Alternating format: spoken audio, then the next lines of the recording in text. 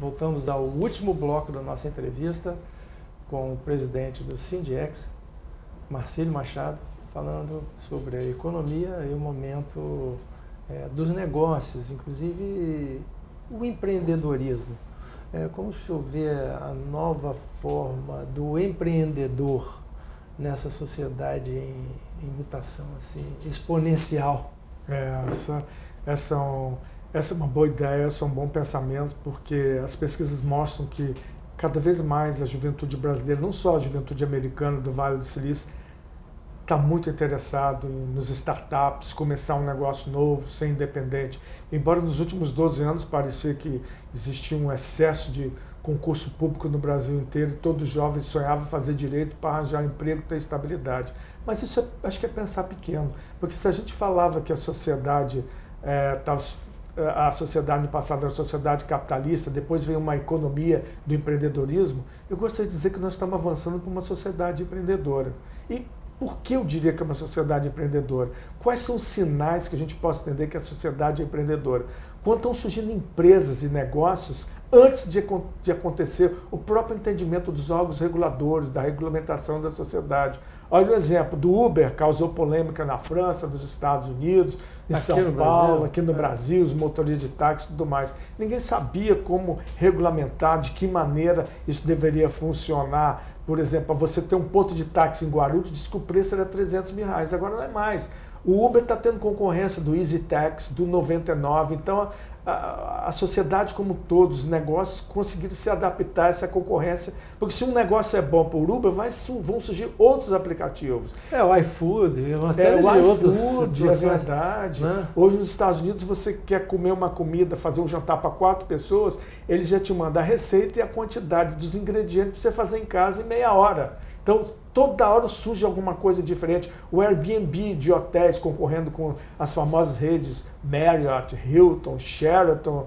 As empresas de viagem, muitas fecharam as portas. As empresas de viagem, sabe? A Amazon, por exemplo, modificando o negócio de varejo no mundo inteiro, né? Aquela rede de loja americana, Sports Authority, muito famosa, de muito sucesso, teve que fechar. E outros. Então, o mundo está em mudança nesse sentido. E a característica principal de que a gente está evoluindo, não só para uma economia empreendedora, uma sociedade voltada para o empreendedorismo, é quando os novos produtos, os novos negócios surgem e só depois se consegue o rastro, seguir o rastro, isso aí vem depois, através do governo, tentar regulamentar isso.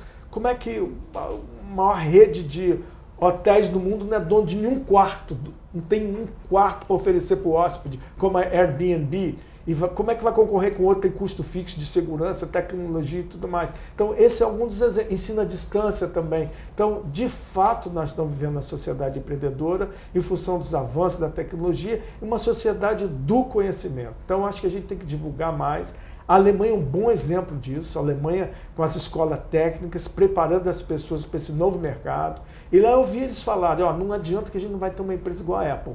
Isso acontece uma em cada 100 anos, mas nós podemos concorrer em outros setores. Então, acho que o Brasil tem que entender a realidade de acordo com as nossas características e entrar nesses processos de concorrência global, porque o mundo está mudando, um mundo muito rápido em função das tecnologias. E como que o senhor vê assim, o Espírito Santo, o estado do Espírito Santo, que é um estado voltado para exportação inclusive de commodities, mas também tem uma agricultura forte, tem uma produção de café muito grande, os cafés estão...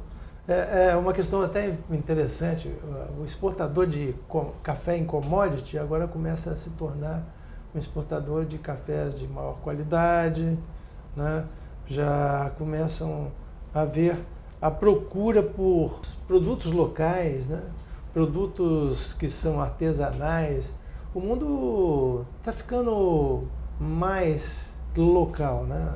Eu diria assim, a gente até pelas redes de comunicação, as grandes redes de comunicação estão perdendo um pouco dos seus espaços para os blogs, para os canais de menor porte, enfim, a gente percebe que há uma reorganização da economia no mundo, né? Isso realmente é motivante. Para algumas pessoas causa até medo, e com razão, né? Você citou bem os setores de comunicação, e a pergunta que a gente faz é: os jornais em papel vão conseguir sobreviver? Sobreviver até quando? Por exemplo, alguns já acabaram. Alguns já acabaram. As empresas, por exemplo, que vendem, por exemplo, programas a cabo, filmes usando televisão a cabo, estão sofrendo Netflix, a grande concorrência Netflix, ganhando um espaço fantástico. Enorme. E quando o mercado fica bom para uma empresa, para quem está liderando o negócio... E a telefonia? Surge outros concorrentes de telefonia. Amazon Prime também. A Amazon entrou no setor WhatsApp entrando, fazendo grande parte da telefonia jogando o custo da comunicação.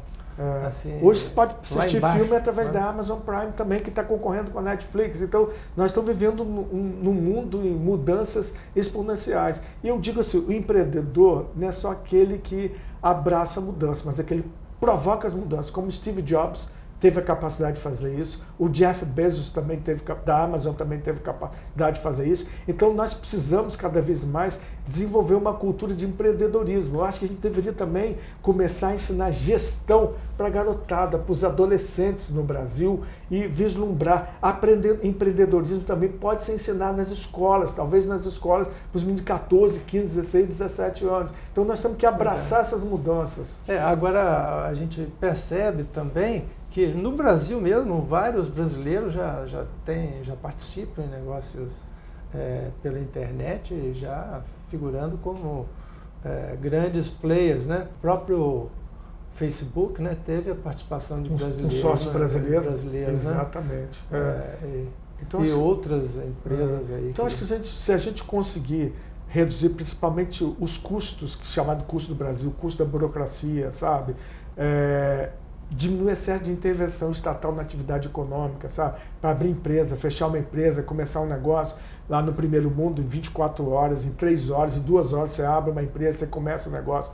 Aí, às vezes a pessoa, mas aí vai ter a vida fácil. Aí você está tocando num ponto, um dos pontos que talvez a economia brasileira mais sofre, que é a pesada máquina estatal e a burocracia que aumenta o custo e o tempo de tramitação das licenças e das permissões que o governo dá para a atividade econômica. A reforma fiscal tributária, as empresas falam que precisam trabalhar às vezes 9 meses por ano para poder dar conta do excesso de instituição normativa, legislação relacionada a tributos no Brasil. Então, o Estado muito pesado, muito carregado, e precisa ser feita uma revisão em cima disso. A gente precisa encarar isso como uma realidade, porque vai dar mais oportunidades para as pessoas, para a sociedade como um todo. Então, tem muito trabalho a ser feito, a gente não pode ser só otimista, mas também tem que encarar a realidade do desafio, que é um desafio muito grande.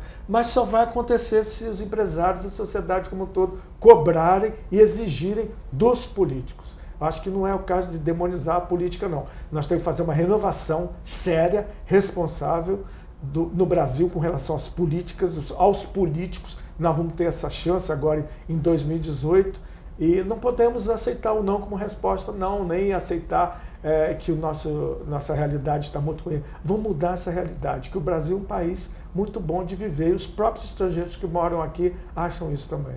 A sociedade já deu uma demonstração de força muito grande quando começou a ir para as ruas, né? E demonstrar a sua insatisfação. Né? Exatamente. Isso foi um exemplo para o mundo também, que muitas pessoas falavam que não, ninguém consegue, existe até um pesquisador americano que falava assim, ninguém consegue mudar nada através das redes sociais. E alguns questionavam, nem através de movimentos de rua. Quando a gente viu mais de 1 milhão de pessoas na Avenida Paulista, a nossa esperança ficou sendo muito forte. Nós vamos conseguir mudar e conseguimos. E o resultado está aí. Nós fizemos essa mudança desses 12 anos de um mau gerenciamento que aconteceu no Brasil e precisamos continuar tendo uma participação, porque isso é democracia. Democracia significa que quem tem poder é o povo. E a manifestação deve ser feita de uma maneira pacífica, como o Brasil dá um exemplo nesses últimos anos. Ok, Marcílio, muito obrigado. Obrigado, é um prazer estar com vocês aqui, com os ouvintes da televisão, da TV Ambiental.